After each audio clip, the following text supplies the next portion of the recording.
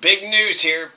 The Supreme Court of the United States said, bring his ass back now. This man's name is Kilmar Armando Abrego Garcia, and he was illegally deported to El Salvador. It all started back in March when he was on his way home from work in Baltimore with his 5-year-old son in the backseat when he was pulled over by ICE. They told him his legal status had changed and he was arrested on the spot. His wife, an American citizen, then had to run over where the ICE agents were to make sure that their child wasn't put in Child Protective Services care. Yes, he was granted legal status in the United States because a federal judge in 2019 granted him protection from being deported. And that's because the judge found that his life would be in danger if he stayed in El Salvador. There was a local gang, Barrio 18, that began extorting his family for rent money and threatened to kill his older brother, Caesar. They also targeted Abrego Garcia.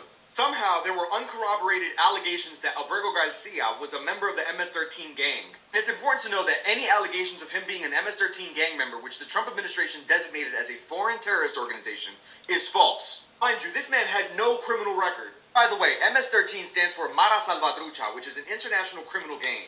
The origins could be traced back to El Salvador in the 1970s when the country was on the brink of a civil war between government forces and an insurgent group. The conflict was bloody as fuck, left 900,000 people displaced, and thousands of people actually relocated to the United States, parts of southern Los Angeles to be specific. Most of these areas in Los Angeles were already inundated with powerful Mexican gangs who preyed on weaker cultural groups, so to not be victims, they came together and made Mara Salvatrucha.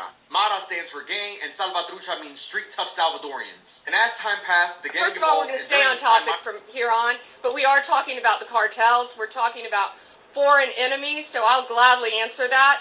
The 261 on that first flight are 261 reasons why our country is safer. They are not coming back. They are staying in a prison in El Salvador.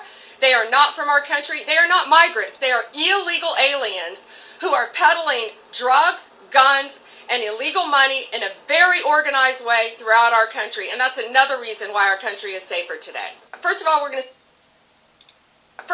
to stay on topic from here on, but we are talking about the Salvatrucha became known as MS-13, reportedly because M was the 13th letter of the alphabet. Back to the story, how was he deported? Well, a few days later, Abrego Garcia was placed on a flight with other men alleged by the Trump administration to be members of a Venezuelan gang. I'll remember, the same flight that they made a commercial of. The same flight that they alleged that all the people who were on the plane were members of the gang Tren de Aragua. Also that they can justify to the American public the inhumane treatment that these people faced.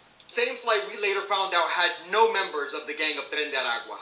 They were all sent to the El Salvador mega prison, which by the way is one of the most dangerous prisons in the Western Hemisphere, which the Salvadorian government is getting $6 million from the US government, our taxpayer dollars, to fund it. Well, they deported him illegally and the Supreme Court of the United States just fucking weighed in.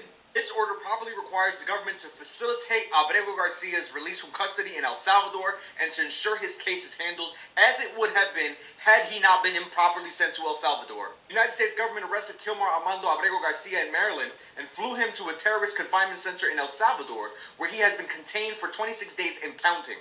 To this day, the government has cited no basis in law for Abrego Garcia's warrantless arrest, his removal to El Salvador, or his confinement in a Salvadorian prison. Nor could it. Free Kilmar Armando Garcia immediately. So this is incredible. You got that Maryland judge, right? Who is that Maryland judge? Enos or whatever? So I want to talk a little bit about the damn case. This Supreme Court case here. But this fucking goddamn heater keeps fucking